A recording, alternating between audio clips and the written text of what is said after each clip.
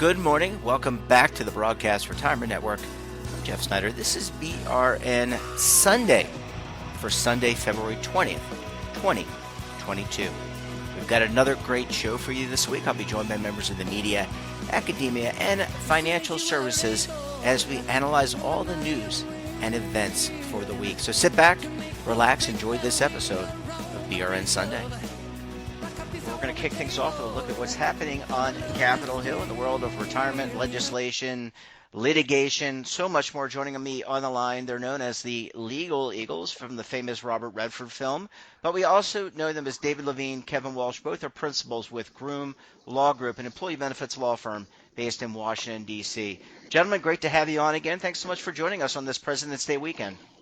Thank you, Jeff. Happy President's Day weekend to you and all the listeners. It's great to be here. You know, I'm still celebrating that my prediction for the Super Bowl was right last week, and I'm moving on. And at the same time, you know, what's more President's weekend than hearing about litigation? So I'm going to hand it off to my good friend, Mr. Walsh, unless, Jeff, you got something you want to add.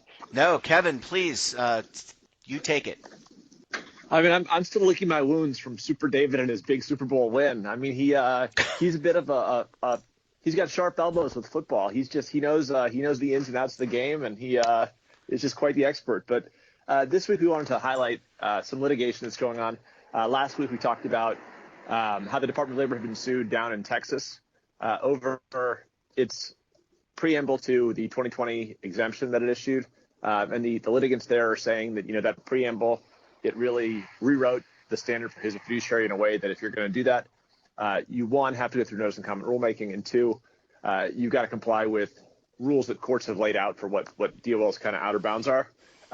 Well, there's no such thing as too much of a good thing. And this week we're seeing that the cup runneth over with litigation.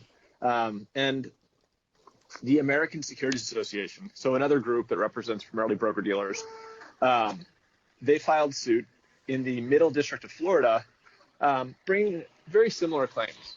So the first half of this is the same, which is saying that the preamble essentially rewrote the fiduciary standard in a way that if DOL wants to do it, they've got to go through notice and comment rulemaking. And great quote in it, they said, if the department wanted to change its rules, it needed to do so through the required notice and comment process, not through guidance documents. So, highlighting the idea that regulation should be through regulation, not regulation through website updates or regulation through, informal methods. The other aspect that they're challenging here that makes it unique is after the Department of Labor did their, interpretation, their final interpretation in the preamble, they decided they wanted to clarify it a little bit more. And so on the DOL's website, they issued a number of frequently asked questions, and they issued answers to those frequently asked questions that seem to further expand DOL's views on how to interpret their new interpretation, to interpret it to add fiduciary status to more people. We're not taking a position on who should be a fiduciary, when someone should be a fiduciary, or all that. I think it's just an interesting thing to watch, which is that ERISA really defined fiduciary back in 1974. In 1975, we got a regulation that defined fiduciary, when someone was a fiduciary in light of that. And then, that test largely stood and has stood now for almost 50 years. And in the last couple of years, it seems as though there's been a real effort to expand it. And as a result of that expansion, kind of as an abrupt shift from 50 years, we've seen a real uptick in, litigation against the department or unhappy members of the regulated community saying, we can't have rules that change all the time. So I think it's important to watch these two cases. I wouldn't be shocked if additional cases are filed or if other parties intervene. But for now, I think we've just got to keep an eye on these two because we know the DOL wants to do more rulemaking in this area, and ongoing litigation can both provide an incentive to move quickly, but it can also provide some obstacles because any new rule is likely to be challenged. David, is there anything you want to add? Actually, yes, Kevin. By the way, that's fantastic. And I guess this is one of the weeks where we're getting our wonk on, is the way to describe it. So a wonky week. I thought I might for the BRN AM type of crowd, or is it BRN weekend? I forget how you describe it. This is BRN Sunday. This is our version of Meet the Press. Okay, so for BRN Sunday, I'm pulling out my whiteboard here. Let me see if I can translate this a little bit. So in English, there's a lot of this. This is about how do you make rules, and the Supreme Court that has been tending, as it's become more conservative, to raise some questions about how agencies do rules. They've issued some judgments, some decisions that have sort of said there is not an endless sort of open-ended ability of agencies to sort of make up rules in certain way without sort of certain grounding and certain limits and certain process steps. These lawsuits are another in that phase. But what does it mean to a plan sponsor or a plan fiduciary or a service provider? Well, let's start with the sponsor for a moment. For a sponsor, the reality of the world is a lot of the time you're trying to figure out how do you run your plan. And Kevin and I like to talk about DOL investigations of sponsors involving missing participants or cybersecurity or other things like that. But part of these investigations just look about operations of the plan. And in these investigations, they have pretty wide latitude. In some ways, DOL softer guidance, Q&As, other types of things can be viewed by some as helpful, at least giving you the rules of the road, but by others, they're viewed as, where do these rules come from? What's the basis? This is sort of driving to, what can the DOL do? But the concern from some others is, if there are no pieces of guidance, well, just guidance come through enforcement. You can debate both sides of this, but that's a whole question down the road. Similarly, on service providers. If you're a service provider, there's so many nuances of our industry. Let's be realistic. But the challenge here is when the DOL comes out with guidance, and you put that in quotes, sometimes people say, what's the basis? This has a major impact on our industry. And also, it's hard because you have the question of what should we do? Some people really like the idea of soft guidance in some areas, and you can have people like it in one and not in another, where the DOL says, here's a Q&A, or here's how we interpret it, without doing formal rulemaking. But others have built business models and sometimes will say, wait, why is it this way? So this litigation, it gets to that. And again, if we don't have this guidance, there's concern by others that, well, the DOL just do things through enforcement, kind of like they did for missing participants. I think this, I make jokes about it, and so does Kevin, but it's true. I think everybody in this industry, virtually everybody, wants to follow the rules. The problem is with shifting rules, there's real questions as to how it works. And I think that's why it's important to watch where these cases go, not for the weediness necessarily, but what does it say about what the DOL can and cannot do, or any other agency? Kevin, I thought I'd try it that way, but I'm going to call it quits for me on that, unless you got more to add. Well, I thought that was great, Dave. The only thing that I'd highlight is it's not just like a free-for-all with courts interpreting when agencies can do things. There's supposed to be the statute, the Administrative Procedures Act. There are rules around rulemaking, and it's just, fleshing out, what works and what doesn't is when we're seeing, agencies when they take advantage of ambiguity, we sometimes have to have courts get involved. Gentlemen, just last question. I mean, is this something where you mentioned that there may be additional filings in other courts? Is this something that might go to the Supreme Court? I know retirement cases are rare. We just talked about the Northwestern, I think it was the Hughes case, and their ruling. Yes. But okay, so I don't have to ask the full question. So this would be something that ultimately it's going to wind its way through the court system, and then the Supreme Court will decide whether or not they want to take it or not. Jeff, so I'd be surprised. Sure, Kevin. Oh, go ahead. Oh, come on, Kevin. Let me take a swing, and then you go too, because we're going to argue with each other. This is fun. No, all jokes aside, my personal view is the Supreme Court is interested in administrative procedures items. The Supreme Court actually does pretty regularly take an ERISA case or two. It's almost like we have a spot on the docket. Yeah. But I do think, depending how this goes, and if there are splits in the different circuit courts of appeals, this could be something the Supreme Court would eventually want to tackle. But it's way too early for me to say that. But Kevin, I know Kevin is a student of this, so I'm going to actually, despite my jokes, hand it to my friend. I'm going to hedge my bet a little bit here. I'd be surprised if this ends up in the Supreme Court if the plaintiffs win. But I would not be as surprised if DOL wins. And the reason here is that an issue we don't care about on BRN Sunday is an issue that's really thorny and really interesting. and the issue that we care about is probably less interesting to the Supreme Court. So I think some of it's going to come down to, an issue that's less related to what we focus on in the retirement space. Yeah, well, it's going to be interesting.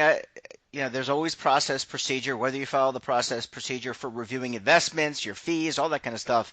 It'll be interesting to see who holds who or whom to account. David Levine, Kevin Walsh, great to talk to you. Thanks so much for stopping by, and enjoy the rest of your President's Day weekend. Have a great weekend. It's always good to be on, and thanks, listeners. Welcome back. And now we're going to shift gears, talk about technology, consumer products, and a lot more.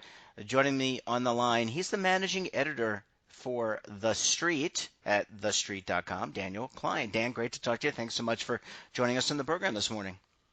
Good morning, Jeff. Happy to be here. Happy to talk with you as always. I know you wanted to talk a little bit about Meta, which used to be called Facebook, and Mark Zuckerberg, who neither of us know personally, he has a new nickname for Meta employees, which I find kind of funny. What can you tell us, Dan? Well, so you say Facebook, which used to be, which is now known as Meta, but Jeff, you have cats. Like when you get a cat and you give the cat a name, yeah, but that name doesn't stick and you call it a nickname for the rest of the cat's life. Mm-hmm. My recently deceased cat was technically named Princess Leia, but we called her Cookie Puss from the get-go because she had a little chocolate chips on her face. And that's what's happening with Facebook here. Nobody is ever going to call it Meta. So Mark Zuckerberg deciding that they're no longer Facebookers, they are MetaMates. First of all, like MetaMates is something like you try to sell like a 6-year-old, mm-hmm. It's like a television show, and we are all MetaMates. Buy the T-shirt. Zuckerberg is presiding over a disaster here. This is a person that had one good idea, Facebook, who is now spending tens of billions of dollars to shift his company to some sort of Ready Player One virtual world that nobody wants. And nobody is looking like we all tolerate Zoom meetings. We will all tolerate having meetings in the metaverse when it's something we can do with our Tony Stark sunglasses and not a giant, 10-pound headset.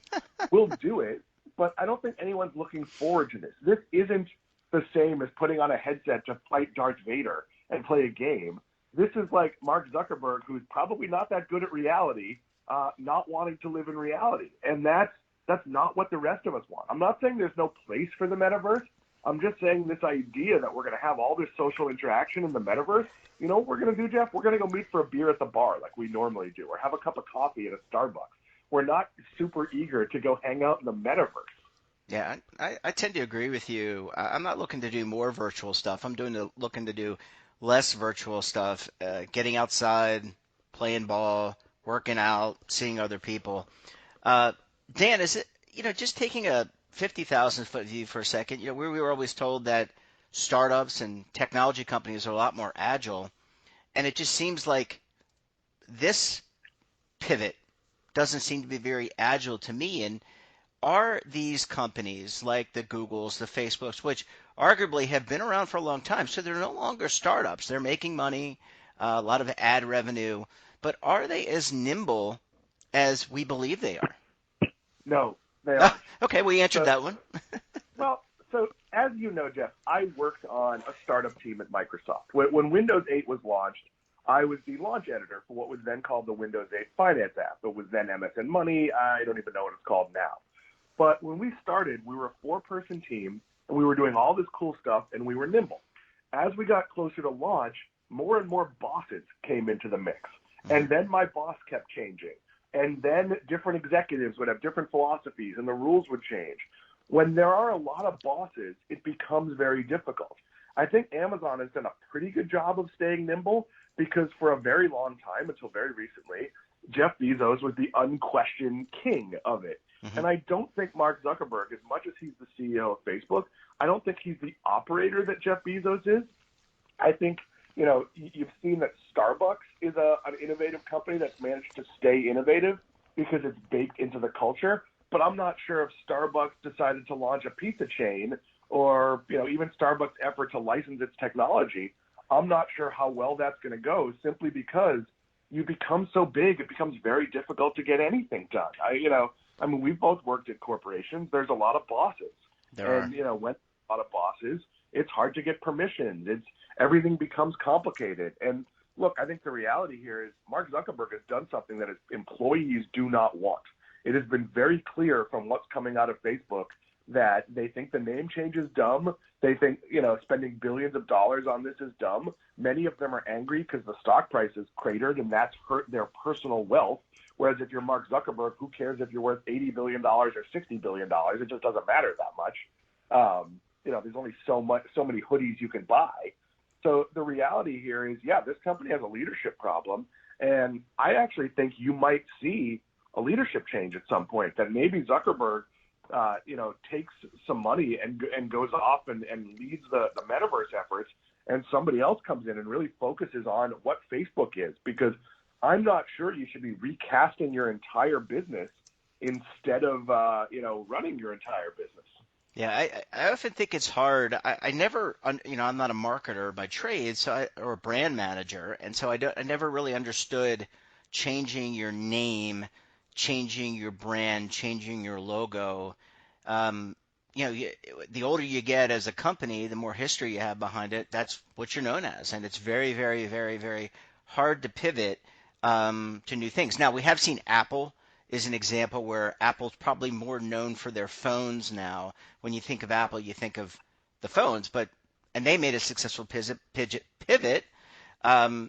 But that's probably that's the exception, probably not the rule. Yeah, and look, what we lose in Apple is it's actually really impressive that they own the fitness watch space. Mm-hmm. That was something you wouldn't have expected. The problem is Apple is so big. You can look at a hit the level of the Apple Watch or even Beats, and the reality is it just doesn't matter for Apple. The really impressive pivot for Apple is their service revenue, that they said they were going to really grow this segment of the business, and they've done an incredible job of it. Look, I have 3 Apple subscriptions, and I barely use them. I have Apple Music, I have Apple News, and I have Apple Games, and I don't think I've ever played a single game. It was just like a good enough deal to get all of them together. And Apple News is a pretty good product. I just don't use it all that often because I don't really want to consume magazines on my phone, which I guess means I don't consume magazines anymore because most of them aren't in print.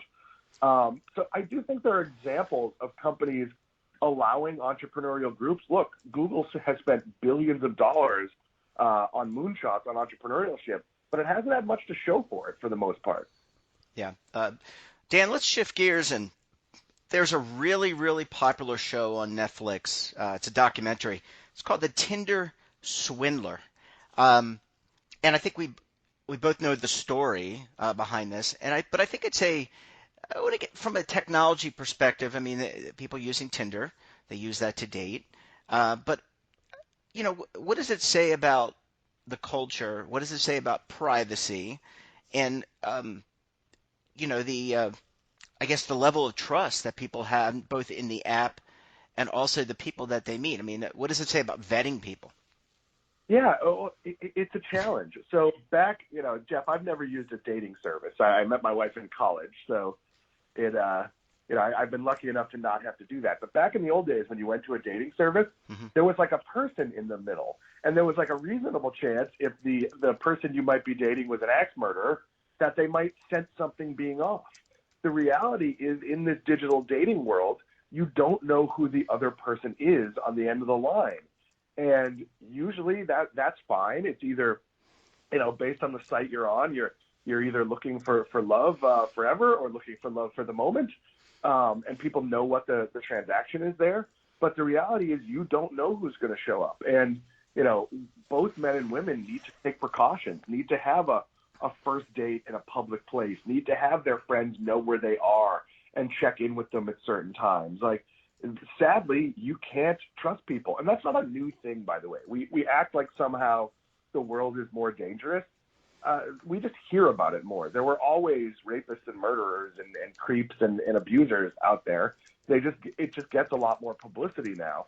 But you do need to take care of yourself before you even consider doing any of this. Yeah, Dan, the other thing I want to mention, so we talked about privacy, we talked about trust, but in this story, there were many, many people who shared their financial information. They provided money to this person who, took them for a ride. And look, I mean, if you're looking for love, and by all accounts, these people were looking for love, and they wanted to find that, and they thought they had found that. And again, sometimes when you let the emotions creep in, the judgment can be impaired a little bit, right? Because you get the heart versus the mind. But giving somebody that you're meeting, if somebody asks you for $10,000 or $20,000 or asks you to, that should send bells off in your head, right? I mean, no one should be trying to take advantage of you, whether you're in a relationship, a marriage, or a partnership or a dating situation. Yeah, I mean, look, in a marriage, finance needs to be discussed. It needs to be something that's out and open on the table. And, look, I've been married for 21 years, and we've had our financial ups and downs, and we're in a really good place right now.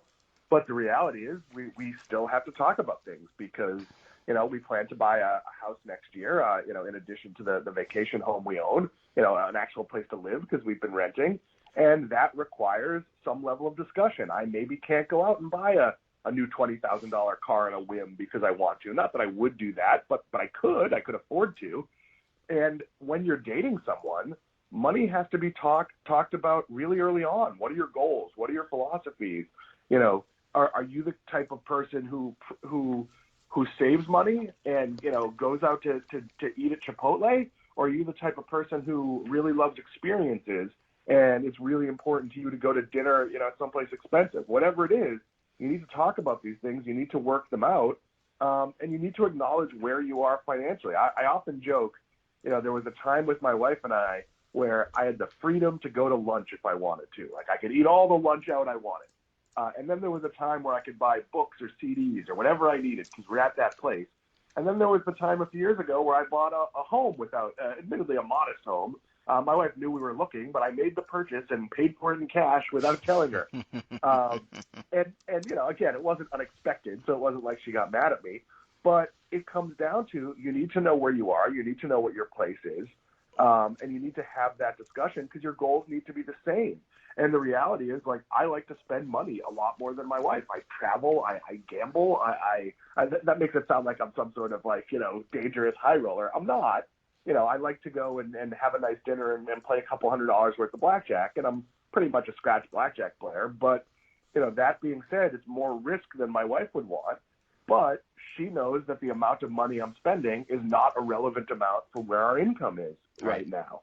And it's really important. And if I was dating someone, I think second or third date, we would talk about expectations on, you don't have to lay everything on the table, but, I make a pretty nice living.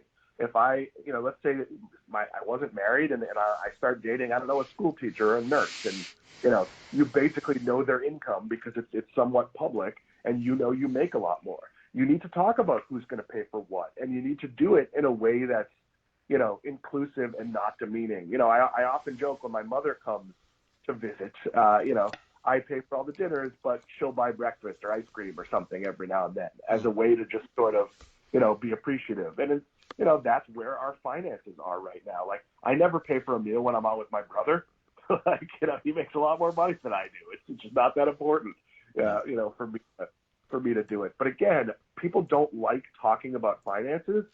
And, look, if you meet someone on Tinder and they ask you for $10,000, that's a pretty big red flag. Like, if my wife came to me and said, I think I want to spend $10,000 because here's what I'm going to do, that's a different discussion. But it's also a discussion because, how many people have had their spouse buy something stupid or spend a lot of money on a multi-level marketing scam or whatever it is. So you always need to be protective and vigilant over money. Yeah. Well, Dan, interesting segue, interesting topics. And we really appreciate having you on the program. We look forward to chatting with you again next week. Have a great rest of your week and enjoy the long weekend. And we'll talk to you again next week. Jeff, can I borrow $10,000? Absolutely not. With interest, yeah, 20% interest. We'll talk about it. Thanks, Daniel. Jeff, now in the leg-breaking business. I will see you soon. Thanks, buddy. Bye.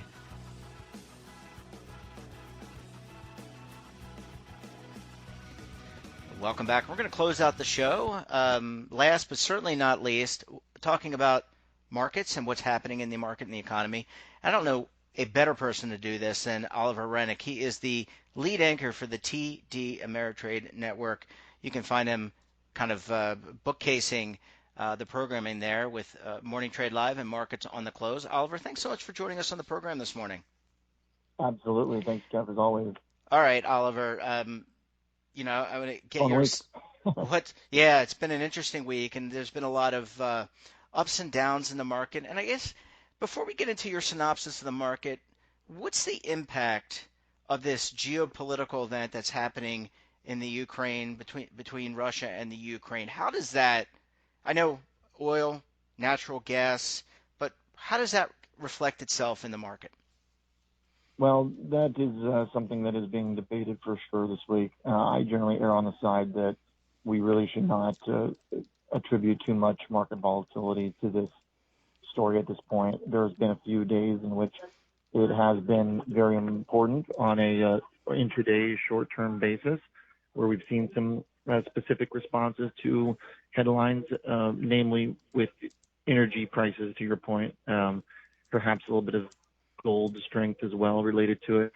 But generally, this is a market that has big picture things on its mind in terms of valuation and changing economic stimulus regime that is ultimately going to be way more important unless there is some type of World War III event, which is just seems pretty absurd to talk about at this point. So I think it's one of the more tortured explanations for volatility that I've seen in a long time, honestly. We don't really have any reliable news sources.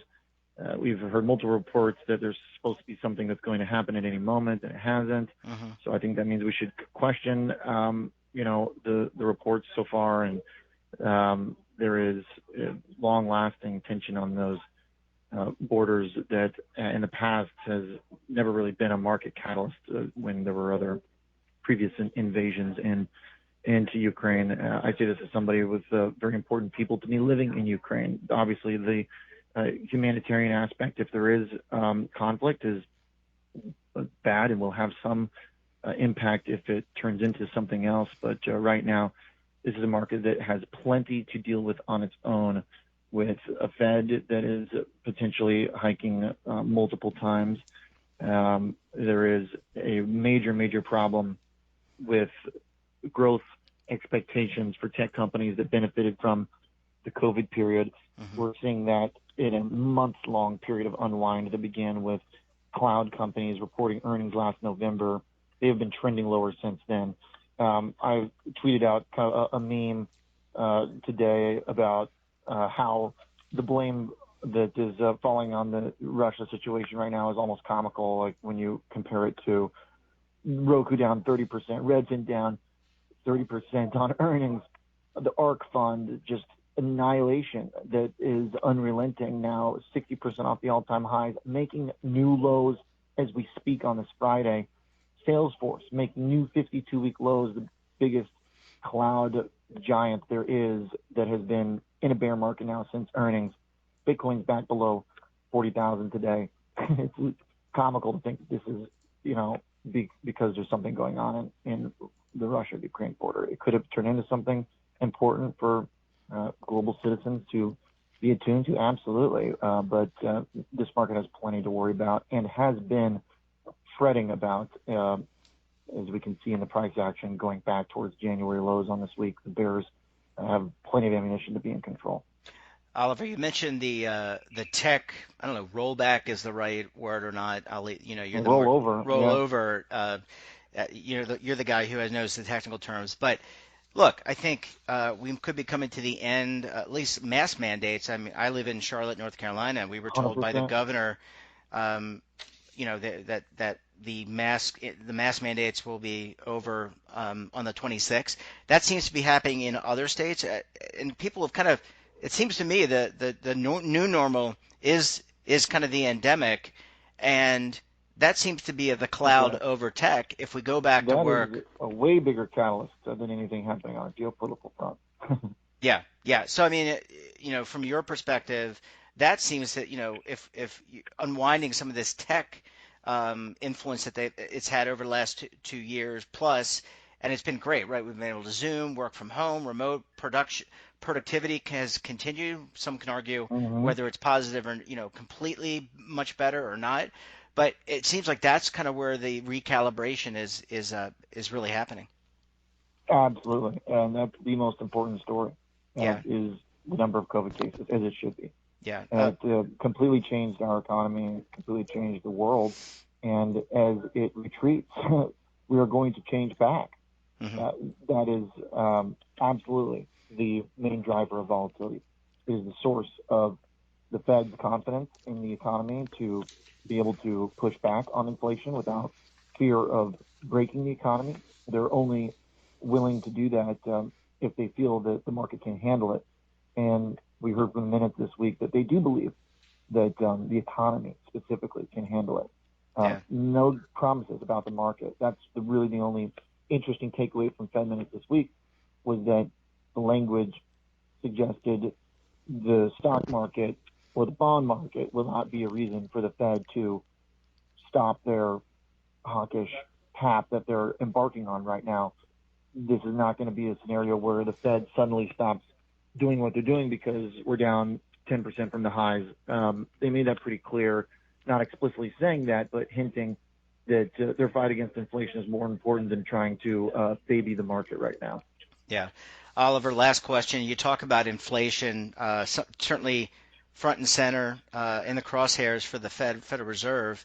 But many Americans, we talked about gas prices earlier in the segment. What about food prices? I saw that some of these fast food restaurants are raising the prices of their value menus, which many Americans, we can debate whether that's healthy or not healthy. People rely on that for that's another segment, or not today's show. But I mean, is it your we had Chipotle CFO on, and they see more room to where they can continue to raise prices right now because there's enough consumer demand. It really all hinges on how strong the consumer stays. Hopefully, Americans didn't blow their savings that they built up during COVID too quickly.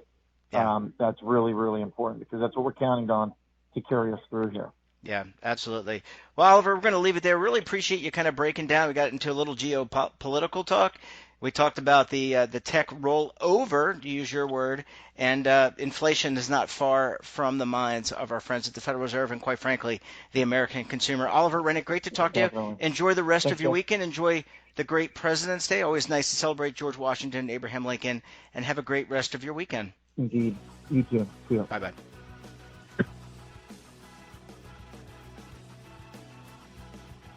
And that wraps up this episode of BRN Sunday. Have a topic of interest, someone you think we should talk to, and drop us a line. And don't forget, for all the latest news, information, and events in lifestyle, wellness, tech, finance, so much more, and all in one place, check out today's edition of our daily newsletter, The Morning Pulse. Want to search our archives or check out our latest content? Well, of course, you can visit our website. That's www.broadcastretirementnetwork.com. And our streaming partners like Amazon, Roku, Samsung, over 100 more.